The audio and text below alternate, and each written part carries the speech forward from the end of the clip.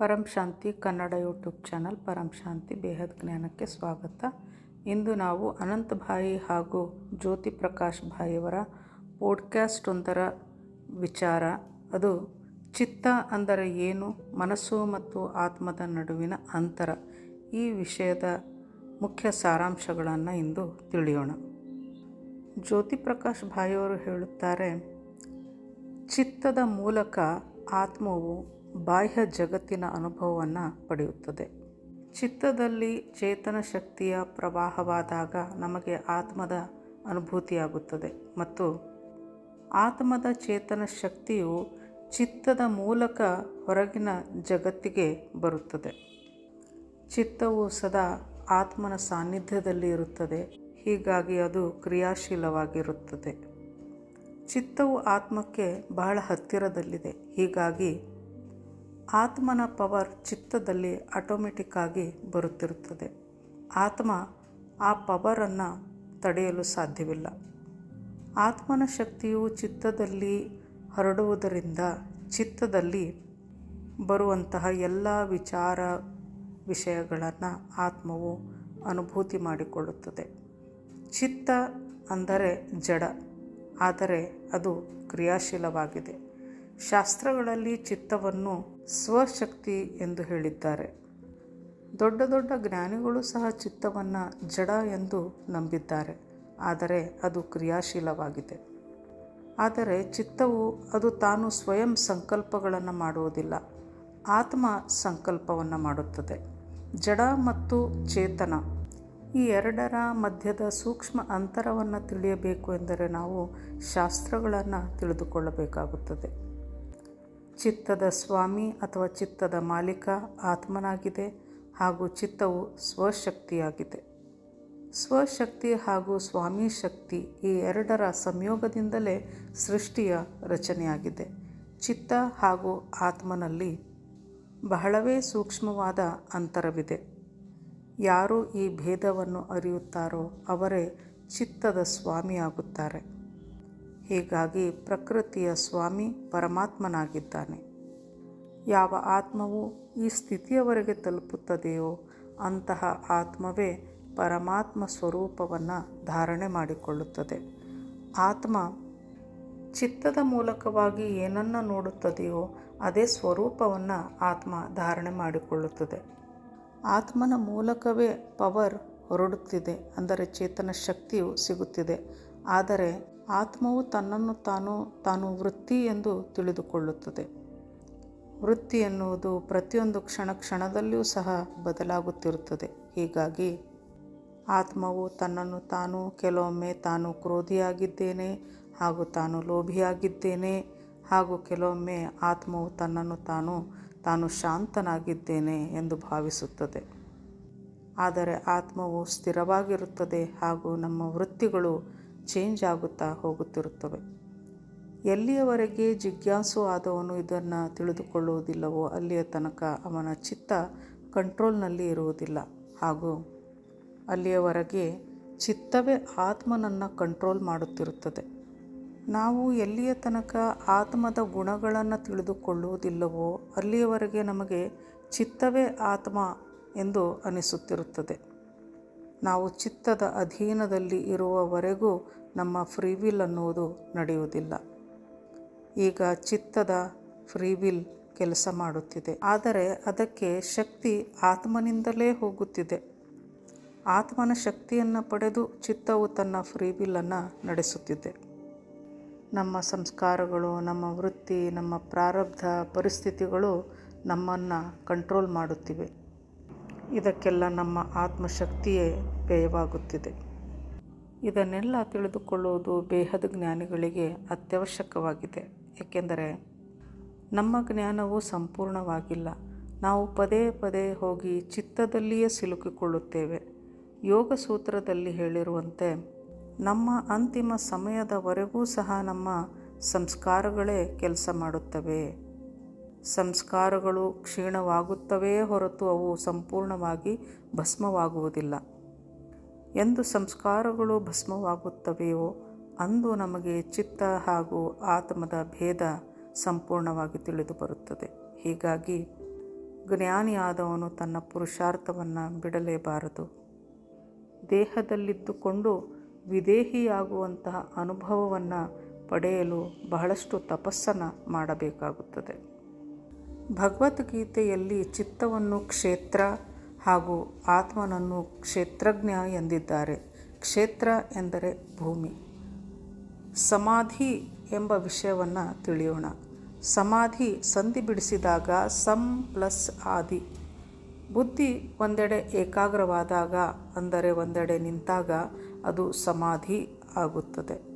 ಜನ ಹೇಳುವುದೇನೆಂದರೆ, ನಾವು ತೀರಿಕೊಂಡಾಗ, ಅಂದರೆ ಮರಣ ಹೊಂದಿದಾಗ ಸಮಾಧಿ ಎಂದು ಶಬ್ದವನ್ನು ಬಳಸುತ್ತೇವೆ.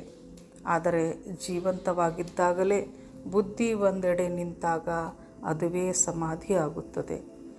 ಏಕಾಗ್ರತೆಯನ್ನು ಸಾಧಿಸಲು ತ್ರಾಟಕ ವಿದ್ಯೆಯನ್ನು ಜನ ಕಲಿತುಕೊಳ್ಳುತ್ತಾರೆ. ಯಾವುದೇ ಒಂದು ವಿಷಯ ವಸ್ತುವಿನ ಮೇಲೆ ಏಕಾಗ್ರತೆಯಿಂದ ಬುದ್ಧಿಯನ್ನು ನೆಡುವುದು, ವಸ್ತುವಿನ ಮೇಲೆ ಮುಂದುವರಿಯುತ್ತಾ ಯಾವುದೇ ಒಂದು ವಿಚಾರದ ಮೇಲೆ ಗಮನವನ್ನು ನೆಟ್ಟಾಗ ಬುದ್ಧಿ ಒಂದೆಡೆ ನಿಲ್ಲುತ್ತಾ ಹೋಗುತ್ತದೆ. ಜ್ಞಾನಿಯಾದವನು ತನ್ನ ಬುದ್ಧಿಯನ್ನು ಪದೇ ಪದೇ ಸಾಂಸಾರಿಕದ ವಿಷಯ ವಸ್ತುಗಳಿಂದ ಪದೇ ಪದೇ ಹೊರತೆಗೆದು ಜ್ಞಾನದಲ್ಲಿ ಬುದ್ಧಿಯನ್ನು ನೆಡುತ್ತಾನೆ. ಅಭ್ಯಾಸ ಮುಂದುವರಿಸುತ್ತಾ ಹೋದರೆ ಇಂದು 5 ನಿಮಿಷ, ನಾಳೆ 10 ನಿಮಿಷ, ಹೀಗೆ ಅಭ್ಯಾಸ ಹೆಚ್ಚುತ್ತಾ ಹೋದಾಗ ಏಕಾಗ್ರತೆಯೂ ಸಹ ಹೆಚ್ಚುತ್ತಾ ಹೋಗಿ ಆ ವ್ಯಕ್ತಿ ತನ್ನ ಚಿತ್ತದ ಆನಂದದ ಸ್ಥಿತಿ ಅನುಭವವಾಗುತ್ತದೆ. ಆನಂದದ ಅನುಭೂತಿ ಹೆಚ್ಚಾಗುತ್ತಾ ಹೋದಂತೆ ತನ್ನ ಏಕಾಗ್ರತೆಯನ್ನು ವ್ಯಕ್ತಿ ಹೆಚ್ಚಿಸುತ್ತಾ ಹೋಗುತ್ತಾನೆ. ಜ್ಞಾನಿಯು ತನ್ನ ಚಿತ್ತದಲ್ಲಿ ಸಾಂಸಾರಿಕ ಹಾಗೂ ಜ್ಞಾನದ ವೃತ್ತಿಗಳನ್ನು ನೋಡಿದಾಗ ಎಲ್ಲಿ ಅವನ ಆನಂದ ವೃದ್ಧಿಯಾಗುತ್ತಿದೆಯೋ ಅಲ್ಲಿ ಜ್ಞಾನಿ ವ್ಯಕ್ತಿ ಮನಸ್ಸನ್ನು ನೀಡುತ್ತಾನೆ. ಯಾರು ಜ್ಞಾನದಲ್ಲಿ ತನ್ನ ಬುದ್ಧಿಯನ್ನು ಏಕಾಗ್ರಗೊಳಿಸಿದ್ದಾನೆಯೋ ಅವನನ್ನೇ ನಾವು ಯೋಗಿ ಎನ್ನುತ್ತೇವೆ. ಯೋಗಿ ಎಂದರೆ ಸದಾ ಪರಮಾರ್ಥದಲ್ಲಿ ಬುದ್ಧಿ ನೆಡುವುದು. ಅವನ ಬುದ್ಧಿ ಸದಾ ಪರಮಾರ್ಥಿಕದಲ್ಲಿರುತ್ತದೆ. ಅವನಲ್ಲಿಯೂ ಸಹ ಸಾಂಸಾರಿಕ ವೃತ್ತಿಗಳು ಪದೇ ಪದೇ ಅಡ್ಡ ಬರುತ್ತವೆ. ಆದರೆ ಅದರಿಂದ ಆಚೆ ಬಂದು ಜ್ಞಾನದಲ್ಲಿ, ಪರಮಾರ್ಥದಲ್ಲಿ ಬುದ್ಧಿಯನ್ನು ನೆಡುವಂತಹ ಕೆಲಸವನ್ನು ಜ್ಞಾನಿ ವ್ಯಕ್ತಿಯು ಪದೇ ಪದೇ ಮಾಡುತ್ತಿರುತ್ತಾನೆ. ಈ ಅಭ್ಯಾಸದಿಂದ ಸಾಂಸಾರಿಕ ವೃತ್ತಿಗಳು ಕಡಿಮೆಯಾಗಿ ಜ್ಞಾನವು ವೃದ್ಧಿಯಾಗುತ್ತಾ ಹೋಗುತ್ತದೆ. ಅಂದರೆ ಜ್ಞಾನದ ವೃತ್ತಿ ಹೆಚ್ಚುತ್ತದೆ. ಚಿತ್ತವೂ ಇರುವ ತನಕ ಸಾಂಸಾರಿಕ ವೃತ್ತಿಯು ಸ್ವಲ್ಪವಾದರೂ ಇದ್ದೇ ಇರುತ್ತದೆ. ಯೋಗಿ ವ್ಯಕ್ತಿಯು ಈ ಅಭ್ಯಾಸ ಮಾಡುವಾಗ ಚಿತ್ತದ ವೃತ್ತಿಗಳೇ ಹೆಚ್ಚಾದಾಗ, ಅಂಥ ಸಂದರ್ಭದಲ್ಲಿ ಅವನು ಮೃತ್ಯು ಹೊಂದಿದಾಗ ಪುನಃ ಅವನು ಜನ್ಮವನ್ನು ಪಡೆಯಬೇಕಾಗುತ್ತದೆ. ಅಂದರೆ ಜನ್ಮ ಪಡೆದು ಬರಬೇಕಾಗುತ್ತದೆ. ಏಕೆಂದರೆ ಕಳೆದ ಜನ್ಮದಲ್ಲಿ ಅವನ ಜ್ಞಾನ ಸಂಪೂರ್ಣವಾಗಿಲ್ಲ. ಯಾರು ಸಂಪೂರ್ಣವಾಗಿ ಪರಮಾತ್ಮನತ್ತ ಹೋಗಿದ್ದಾರೆಯೋ ಅವರ ಕಾರಣ ಶರೀರದಲ್ಲಿ ಆ ವೃತ್ತಿಯು ಸಂಪೂರ್ಣವಾಗಿ ನೆಲೆ ನಿಂತಿರುತ್ತದೆ. ಅಂತಹ ವ್ಯಕ್ತಿ ಪುನರ್ಜನ್ಮವನ್ನು ಪಡೆದಾಗ ಅವನು ಮತ್ತೆ ಮೊದಲಿನಿಂದ ಅಭ್ಯಾಸ ಮಾಡುವ ಅವಶ್ಯಕತೆ ಇರುವುದಿಲ್ಲ. ತಕ್ಷಣ ಅವನ ಮನಸ್ಸು ಏಕಾಗ್ರವಾಗುತ್ತಾ ಹೋಗುತ್ತದೆ ಹಾಗೂ ನೇರವಾಗಿ ಧ್ಯಾನದಲ್ಲಿ ಇಳಿಯುತ್ತಾ ಹಾಗೆಯೇ ಆ ಒಂದು ಆನಂದ ಸ್ಥಿತಿಗೆ ಅವನು ತಲುಪುತ್ತಾನೆ. ಬುದ್ಧಿಯನ್ನು ಏಕಾಗ್ರಗೊಳಿಸಲು ಕಷ್ಟಪಡುವ ಅವಶ್ಯಕತೆ ಇರುವುದಿಲ್ಲ. ಯಾರಿಗೆ ಬಲು ಬೇಗನೆ ಧ್ಯಾನ ಹತ್ತುತ್ತದೆಯೋ ಅವರು ನಿಶ್ಚಯವಾಗಿಯೂ ಹಿಂದಿನ ಜನ್ಮಗಳಿಂದ ಧ್ಯಾನದ ಅಭ್ಯಾಸ ಮಾಡಿಕೊಂಡು ಬಂದವರಾಗಿರುತ್ತಾರೆ. ಹಾಗಾದರೆ ಈ ಸ್ಥಿತಿಗೆ ನಾವು ಪದೇ ಪದೇ ಜನ್ಮ ಪಡೆದು ಬರುವಂತಹ ಅವಶ್ಯಕತೆ ಇಲ್ಲ. ಒಂದೇ ಜನ್ಮದಲ್ಲಿಯೂ ನಾವು ಇದನ್ನು ಸಾಧಿಸಬಹುದಾಗಿದೆ. ತನ್ನ ಗುರು ಅಥವಾ ತನ್ನ ಇಷ್ಟದೇವನ ಪ್ರತಿ ಶ್ರದ್ಧೆ ಇದ್ದಾಗ ಆತ್ಮವು ಒಂದೇ ಜನ್ಮದಲ್ಲಿ ಎಲ್ಲವನ್ನು ಸಾಧಿಸಿ ಮೋಕ್ಷವನ್ನು ಪಡೆಯಬಹುದು. ಧ್ಯಾನ ಮಾಡುವಾಗ ನಮ್ಮಲ್ಲಿ ಬಹಳ ಉತ್ಸಾಹವಿರಬೇಕು ಹಾಗೂ ಭಗವಂತನ ಪ್ರತಿ ಶ್ರದ್ಧೆ ಇರಬೇಕು. ಇದರಿಂದ ಒಂದೇ ಜನ್ಮದಲ್ಲಿ ಮೋಕ್ಷವನ್ನು ಪಡೆಯಬಹುದಾಗಿದೆ. ಆದರೆ ಧ್ಯಾನ ಮಾಡುವಾಗ ಬಹಳಷ್ಟು ಸಮಸ್ಯೆಗಳು ಎದುರಾಗುತ್ತವೆ. ಮೊದಲನೆಯದಾಗಿ ಶಾರೀರಿಕ ಸಮಸ್ಯೆಗಳು, ಕಾಯಿಲೆಗಳು ಇದ್ದಲ್ಲಿ ಧ್ಯಾನದಲ್ಲಿ ಸರಿಯಾಗಿ ಕುಳಿತುಕೊಳ್ಳುವ ಸ್ಥಿತಿಯಲ್ಲಿ ವ್ಯಕ್ತಿ ಇರುವುದಿಲ್ಲ. ಎರಡನೆಯದಾಗಿ ಧ್ಯಾನದಲ್ಲಿ ಏನೂ ಸಹ ಆನಂದವಿಲ್ಲ ಎಂದು ಇಷ್ಟವಾಗುತ್ತಿಲ್ಲ ಎಂಬ ಒಂದು ಭಾವಕ್ಕೆ ವ್ಯಕ್ತಿ ಬರುತ್ತಾನೆ. ಮೂರನೆಯದಾಗಿ ತನ್ನ ಯೋಗ ಸ್ಥಿತಿ ಹಾಗೂ ಬೇರೆಯವರ ಯೋಗ ಸ್ಥಿತಿಯನ್ನು ವ್ಯಕ್ತಿಯು ಕಂಪೇರ್ ಮಾಡಿ ನೋಡುತ್ತಾನೆ. ಇದು ಕೂಡ ಒಂದು ಸಮಸ್ಯೆ ಆಗಿದೆ. ಇನ್ನೊಂದು ಆಲಸ್ಯ, ಇದು ಕೂಡ ಒಂದು ಸಮಸ್ಯೆ. ಅಂದರೆ ಇಂದು ಬೇಡ, ನಾಳೆ ಮಾಡುತ್ತೇನೆ, ನಾಡಿದ್ದು ಮಾಡುತ್ತೇನೆ ಎಂಬ ಆಲಸ್ಯ. ಕೆಲವರಿಗೆ ಧ್ಯಾನದಲ್ಲಿ ಆಸಕ್ತಿ ಇದೆ, ಆದರೆ ಮನಸ್ಸು ಏಕಾಗ್ರತೆಯಲ್ಲಿ ನಿಲ್ಲುವುದಿಲ್ಲ. ಈ ಎಲ್ಲ ಕಾರಣಗಳಿಂದ ಮನಸ್ಸು ಒಂದೆಡೆ ನಿಲ್ಲುವುದಿಲ್ಲ ಹಾಗೂ ಇದರಿಂದ ನಮ್ಮ ತಲೆಯಲ್ಲಿ ವ್ಯರ್ಥ ಸಂಕಲ್ಪಗಳು ಬರಲು ಆರಂಭಿಸುತ್ತವೆ. ಎಲ್ಲದಕ್ಕೂ ಮೊದಲು ನಮಗೆ ಜ್ಞಾನ ಬೇಕು. ಜ್ಞಾನವನ್ನು ಪದೇ ಪದೇ ಅಭ್ಯಾಸ ಮಾಡುವುದರಿಂದ ನಮ್ಮಲ್ಲಿ ವೈರಾಗ್ಯ ಬರಬೇಕು.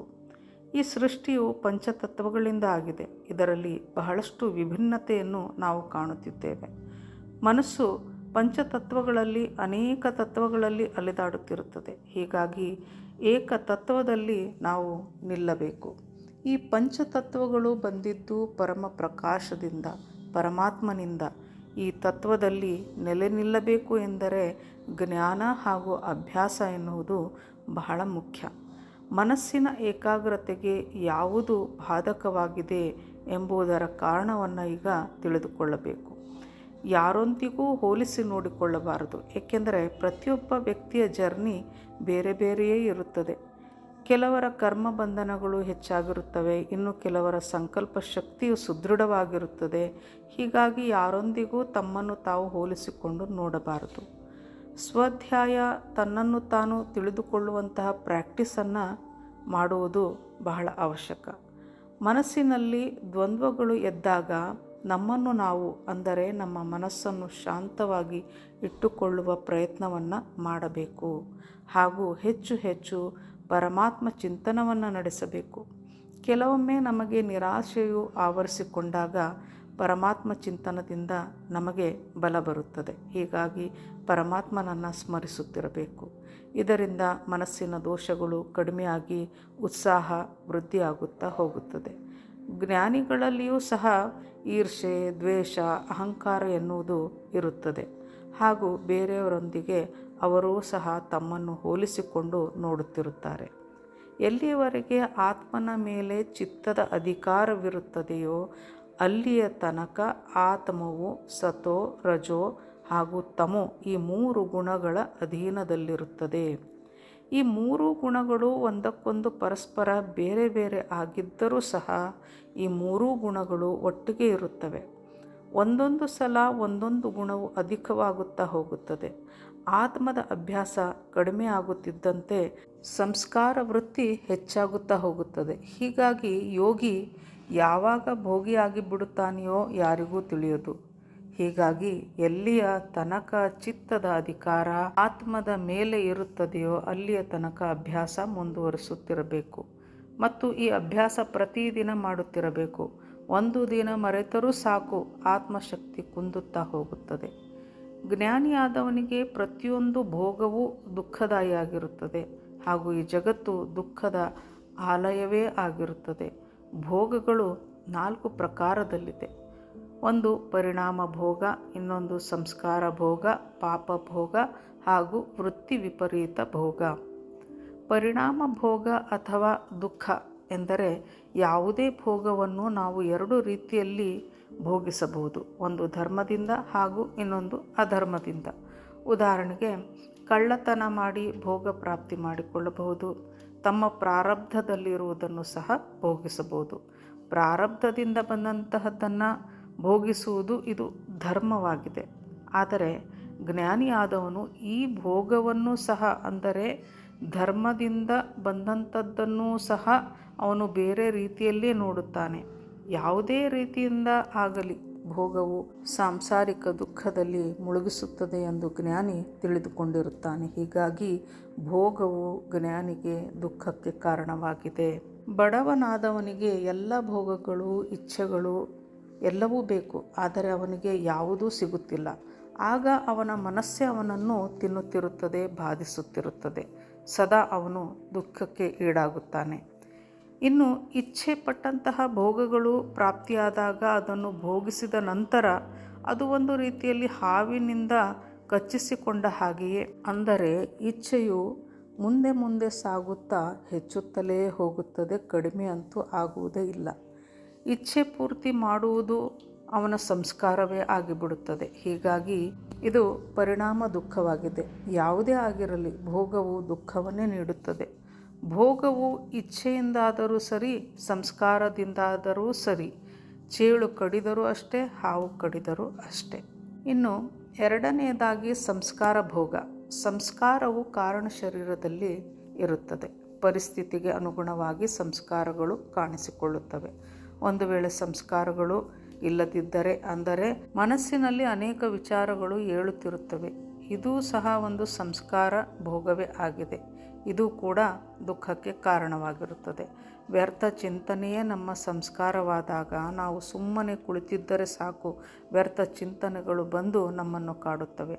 ಉದಾಹರಣೆಗೆ, ಒಬ್ಬ ವ್ಯಕ್ತಿಯ ಸಂಸ್ಕಾರ ಕೋಪದಿಂದ ಕೂಡಿದೆ. ಅಂದರೆ ವ್ಯಕ್ತಿ ಕೋಪಿಷ್ಠನಾಗಿದ್ದರೆ ಅವನು ಸುಮ್ಮನೆ ಕುಳಿತು ಯಾರೋ ಒಬ್ಬ ವ್ಯಕ್ತಿಯ ಬಗ್ಗೆ ಚಿಂತನೆ ಮಾಡುವಾಗ ನಾನು ಅವನಿಗೆ ಹಾಗೆ ಮಾಡಬೇಕು, ಹೀಗೆ ಮಾಡಬೇಕು ಎಂದು ತನ್ನ ದ್ವೇಷ, ಕೋಪವನ್ನೆಲ್ಲ ತನ್ನ ವಿಚಾರಗಳಲ್ಲಿ ತಂದುಕೊಂಡು ತೀರಿಸಿಕೊಳ್ಳುತ್ತಾನೆ. ಈ ರೀತಿ ವ್ಯರ್ಥವಾಗಿ ಕುಳಿತು ಚಿಂತನೆ ಮಾಡುವುದರಿಂದಲೂ ಕೂಡ ಸಂಸ್ಕಾರಗಳು ದೃಢವಾಗುತ್ತಾ ಹೋಗುತ್ತವೆ ಹಾಗೂ ಅವನನ್ನು ಒಳಗಿಂದ ಒಳಗೆ ಅದು ಭಸ್ಮ ಮಾಡಿಬಿಡುತ್ತವೆ. ಎದುರಿಗೆ ಯಾರೂ ಇರದಿದ್ದರೂ ಯಾರೋ ಒಬ್ಬರನ್ನು ನೆನಪು ಮಾಡಿಕೊಂಡು ದ್ವೇಷ, ಅಸೂಯೆ ಮನಸ್ಸಿನಲ್ಲಿ ತಂದುಕೊಳ್ಳುತ್ತಾ ಹೋದರೆ ಆ ದ್ವೇಷದ ಸಂಸ್ಕಾರವೇ ದೃಢವಾಗುತ್ತಾ ಹೋಗುತ್ತದೆ. ಕೊನೆಯಲ್ಲಿ ವೃತ್ತಿ ವಿಪರೀತ ಭೋಗ. ಅಂದರೆ ಜ್ಞಾನಿಯಾದವನಿಗೆ ತಿಳಿದಿರುತ್ತದೆ, 3 ಗುಣಗಳು ಬೇರೆ ಬೇರೆ ಆಗಿದ್ದರೂ ಜೊತೆಯಲ್ಲಿಯೇ ಇರುತ್ತವೆ. ನಾನು ಯಾವುದೇ ರೀತಿಯ ಇಚ್ಛೆಯನ್ನಿಟ್ಟರೂ, ಭೋಗವನ್ನು ಮಾಡಿದರೂ ಅದು ನನ್ನನ್ನು ಬಿಡುವುದಿಲ್ಲ ಎಂದು ಜ್ಞಾನಿ ಅರಿತಿರುತ್ತಾನೆ. ಇದರಿಂದ ಜ್ಞಾನಿ ತಿಳಿದುಕೊಳ್ಳುತ್ತಾನೆ, ಎಲ್ಲಿಯ ತನಕ ನನ್ನ ಮನಸ್ಸು ಜ್ಞಾನದ ಕಡೆ ವಾಲುವುದಿಲ್ಲವೋ ಅಲ್ಲಿಯವರೆಗೆ ನಾನು ದುಃಖವನ್ನೇ ಅನುಭವಿಸಬೇಕಾಗುತ್ತದೆ ಎಂದು ಜ್ಞಾನಿಗೆ ನಿಶ್ಚಯವಾಗಿರುತ್ತದೆ. ಇಲ್ಲವಾದರೆ ವ್ಯಕ್ತಿಯು ಸುಖವನ್ನೇ ಹುಡುಕುತ್ತಾ ಸಾಗುತ್ತಾನೆ. ಇನ್ನು ಅಂತರಂಗ ಮತ್ತು ಬಹಿರಂಗವನ್ನು ತಿಳಿದುಕೊಳ್ಳೋಣ. ಯಂ, ನಿಯಮ, ಆಸನ, ಪ್ರಾಣಾಯಾಮ, ಪ್ರತ್ಯಾಹಾರ, ಧಾರಣ, ಧ್ಯಾನ ಹಾಗೂ ಸಮಾಧಿ. ಈ 8ರಲ್ಲಿ ಯಂ, ನಿಯಮ, ಆಸನ ಹಾಗೂ ಪ್ರಾಣಾಯಾಮ, ಪ್ರತ್ಯಾಹಾರ ಈ 5 ಬಾಹ್ಯರಂಗ ಅಂದರೆ ಸ್ಥೂಲ ಎನ್ನುತ್ತೇವೆ. ಉಳಿದ 3 ಧಾರಣ, ಧ್ಯಾನ ಹಾಗೂ ಸಮಾಧಿ ಅಂತರಂಗವಾಗಿವೆ. ಇದರಲ್ಲಿ ಚಿತ್ತವನ್ನು ನಿವೃತ್ತಿಗೊಳಿಸಲಾಗುತ್ತದೆ. ಎಂ ಅಂದರೆ ಸೆಲ್ಫ್ ಡಿಸಿಪ್ಲಿನ್, ನಿಯಮ ಅಂದರೆ ನಿಯಮಗಳು. 2ರಲ್ಲಿ ಎಂ ಮುಖ್ಯವಾಗಿದೆ. ಇದು ಬಾಹ್ಯದಲ್ಲಿ ಕಾಣುವುದಿಲ್ಲ, ನಮ್ಮ ಒಳಗೆ ಇದರ ಸಂಕಲ್ಪ ನಡೆಯುತ್ತದೆ. ನಿಯಮ ಇದು ಬಾಹ್ಯವಾಗಿದ್ದು ಇದನ್ನು ಎಲ್ಲರೂ ಗಮನಿಸುತ್ತಾರೆ. ಉದಾಹರಣೆಗೆ, ನಾವು ದಿನವೂ ಸ್ನಾನ ಮಾಡಿಯೇ ಪೂಜೆ ಮಾಡಬೇಕು, ಧ್ಯಾನ ಮಾಡಬೇಕು, ಇದು ಹೊರಗಿನವರಿಗೆ ಕಾಣುವಂಥದ್ದು. ಯೋಗಸೂತ್ರದಲ್ಲಿ ನಿಯಮ ಉಲ್ಲಂಘನೆಯಾದರೂ ಸರಿ, ಎಂ ಉಲ್ಲಂಘನೆ ಆಗಬಾರದು ಎಂದು ಹೇಳಿದ್ದಾರೆ. ಎಂ ಉಲ್ಲಂಘನೆ ಆದರೆ ಸಿದ್ಧಿ ಪ್ರಾಪ್ತಿಯಾಗುವುದಿಲ್ಲ ಎಂದಿದ್ದಾರೆ. ಆಸನ ಎಂದರೆ ಒಂದೇ ಕಡೆ ಅಥವಾ ಒಂದೇ ಆಸನದಲ್ಲಿ ಬಹಳಷ್ಟು ಸಮಯ ನಮಗೆ ಇರಲು ಸಾಧ್ಯವಾಗುವಂತಹ ಆಸನ. ಇನ್ನು ಪ್ರಾಣಾಯಾಮ ಅನ್ನುವುದು ಏಕಾಗ್ರತೆಗೋಸ್ಕರ ಆಗಿದೆ. ಬಾಹ್ಯ ಜಗತ್ತಿನಲ್ಲಿ ಅಲೆದಾಡುತ್ತಿರುವ ಮನಸ್ಸನ್ನು ಒಂದೆಡೆ ನಿಲ್ಲಿಸಲು ನಾವು ಶ್ವಾಸದ ಮೇಲೆ ಗಮನವನ್ನು ಕೊಡುತ್ತಾ ಅಂತರ್ಮುಖಿಗಳಾಗುತ್ತೇವೆ. ಹಾಗೂ ಪ್ರತ್ಯಾಹಾರವೆಂದರೆ ವಿಷಯಾಸಕ್ತಿಗಳಿಂದ ನಮ್ಮ ಇಂದ್ರಿಯವನ್ನು ದೂರ ಇರಿಸುವುದು ಅಥವಾ ಬೇರೆ ಮಾಡುವುದು ಅಥವಾ ವೈರಾಗ್ಯ ಭಾವವನ್ನು ಹೊಂದುವುದು ಎಂದರ್ಥ. ಇನ್ನು ಅಂತರಂಗದ ಬಗ್ಗೆ ಹೇಳಬೇಕೆಂದರೆ ಮೊದಲನೆಯದಾಗಿ ಇದರಲ್ಲಿ ಧಾರಣ, ಧ್ಯಾನ ಮತ್ತು ಸಮಾಧಿ. ಧಾರಣೆ ಅಂದರೆ ಯಾವುದೋ ಒಂದು ವಿಚಾರದ ಬಗ್ಗೆ ಬುದ್ಧಿಗೆ ಇದುವೇ ಸತ್ಯ ಎಂದು ಧಾರಣೆಯಾದಾಗ ಬುದ್ಧಿಯು ಆ ವಿಚಾರದ ಮೇಲೆಯೇ ತನ್ನ ಏಕಾಗ್ರತೆಯನ್ನು ಇಡುತ್ತದೆ. ಉದಾಹರಣೆಗೆ, ನಾನು ನನ್ನ ಭ್ರೂಕುಟಿಯ ಮಧ್ಯಭಾಗದಲ್ಲಿಯೇ ಗಮನವನ್ನು ಇಡುತ್ತೇನೆ ಎಂದು ನಾನು ಬುದ್ಧಿಯಲ್ಲಿ ಧಾರಣೆ ಮಾಡಿಕೊಂಡಾಗ ಮನಸ್ಸು ಅಲ್ಲಿಯೇ ಏಕಾಗ್ರತೆಯಿಂದ ಉಳಿಯಲು ಪ್ರಯತ್ನ ಮಾಡುತ್ತದೆ. ಆದರೆ ಒಂದೇ ಸಲಕ್ಕೆ ಅದರ ಗಮನ ಒಂದೆಡೆ ನಿಲ್ಲುವುದಿಲ್ಲ. ಆಗ ಒಂದೆಡೆ ಗಮನವನ್ನು ನಿಲ್ಲಿಸುವುದೇ ಧಾರಣೆ ಆಗಿರುತ್ತದೆ. ಈ ಅಭ್ಯಾಸದ ನಂತರ ಒಂದೆಡೆ ನೆಲೆಯಾದಾಗ ಅದನ್ನೇ ಧ್ಯಾನ ಎನ್ನುತ್ತೇವೆ. ಅಂದರೆ ಬುದ್ಧಿಯು ಒಂದೆಡೆ ನೆಲೆಸಿತು, ಅದು ಈಗ ಚಂಚಲ ಆಗುವುದಿಲ್ಲ. ಧಾರಣೆಯಲ್ಲಿ ನಾವು ಗಮನವನ್ನು ಒಂದೆಡೆ ನಿಲ್ಲಿಸಲು ಅಭ್ಯಾಸ ಮಾಡುತ್ತೇವೆ. ಸಂಪೂರ್ಣ ಅಭ್ಯಾಸದ ನಂತರ ಅದು ಧ್ಯಾನವಾಗಿ ಪರಿವರ್ತನೆ ಆಗುತ್ತದೆ. ಅಂದರೆ ಧ್ಯಾನವು ಒಂದೆಡೆ ನಿಲ್ಲುತ್ತದೆ. ಉದಾಹರಣೆಗೆ ನಾವು ಸ್ಕೂಟರ್ ಸ್ಟಾರ್ಟ್ ಮಾಡುವಾಗ ಸ್ಟಾರ್ಟ್ ಆಗಿ ಆಫ್ ಆಗುತ್ತದೆ. ಸ್ಟಾರ್ಟ್ ಆಫ್ ಈ ರೀತಿ ಪದೇ ಪದೇ ಆಗುವುದೇ ಧಾರಣೆ. ನಂತರ ಸಂಪೂರ್ಣ ಅದು ಸ್ಟಾರ್ಟ್ ಆಗಿಬಿಟ್ಟರೆ ಅದುವೇ ಧ್ಯಾನವಾಗುತ್ತದೆ.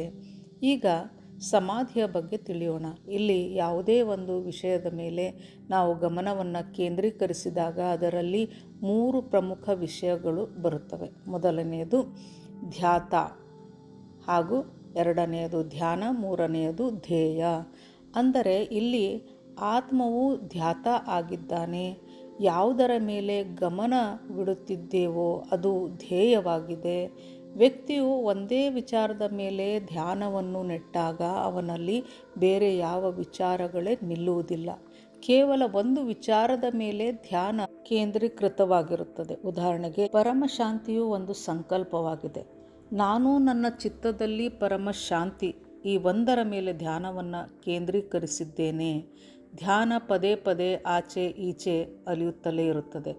ಮತ್ತೆ ಪರಮಶಾಂತಿಯಲ್ಲಿ ನೆಲೆಯಾಗುತ್ತದೆ. ಒಂದು ಹಂತದಲ್ಲಿ ಅದು ಸಂಪೂರ್ಣವಾಗಿ ಪರಮಶಾಂತಿ ಎಂಬ ವಿಚಾರದಲ್ಲಿಯೇ ನಿಂತಾಗ ಅದು ಧ್ಯಾನವಾಗಿ ಮಾರ್ಪಡುತ್ತದೆ. ಧ್ಯಾತ ಆದವನು ಧ್ಯಾನವನ್ನು ಮಾಡುವಾಗ ಅಲ್ಲಿ ಬೇರೆ ಯಾವುದೂ ಅಂದರೆ ಯಾವ ವಿಚಾರವೂ ಉಳಿದುಕೊಳ್ಳುವುದಿಲ್ಲ. ಅವನು ಸ್ವಯಂ ತಾನೇ ಪರಮ ಶಾಂತಿಯೇ ಆಗಿಬಿಡುತ್ತಾನೆ. ಅಂದರೆ ಅಂತ್ಯದಲ್ಲಿ ಕೇವಲ ಪರಮ ಶಾಂತಿಯ ವೈಬ್ರೇಷನ್ ಮಾತ್ರ ಉಳಿದುಕೊಳ್ಳುತ್ತದೆ. ಆತ್ಮನ ವೃತ್ತಿಯೇ ಪರಮ ಶಾಂತಿ ಆಗಿಬಿಡುತ್ತದೆ. ಇದನ್ನೇ ಸಮಾಧಿ ಸ್ಥಿತಿ ಎನ್ನುತ್ತೇವೆ. ಈ ಪ್ರಕ್ರಿಯೆಯು ನಿರಂತರವಾಗಿ ನಡೆಯುತ್ತಲೇ ಇರುತ್ತದೆ. ಅಂತ್ಯದಲ್ಲಿ ಉಳಿಯುವುದು ಸೋಹಂ, ಅಂದರೆ ನಾನು ಎಂಬುದು ಅಳಿಸಿತು, ಅವನು ಎಂಬುದು ಉಳಿಯಿತು. ಅವನು ಅಂದರೆ ಆ ಪರಮಾತ್ಮನೇ ಸರ್ವಸ್ವನಾಗಿದ್ದಾನೆ ಎಂಬುದೊಂದೇ ಕೊನೆಯಲ್ಲಿ ಉಳಿದುಕೊಳ್ಳುತ್ತದೆ. ಪರಂ ಶಾಂತಿ, ಬೇಹದ್ ಕಿ ಪರಂ ಶಾಂತಿ. ಪರಮ ಶಾಂತಿ ಸೋಚೋ ಬೋಲೋ ಪರಂ ಶಾಂತಿ. Join us daily for our morning live meditation, Monday to Saturday, 5:30 to 6:30 a.m. Join us daily for live meditation, 10 p.m. to 11 p.m. on YouTube Live. Subscribe now. Website www.paramshanti.org. Email us anand@paramshanti.org. Like, share, subscribe. Join today. बेहद की परम शांति सो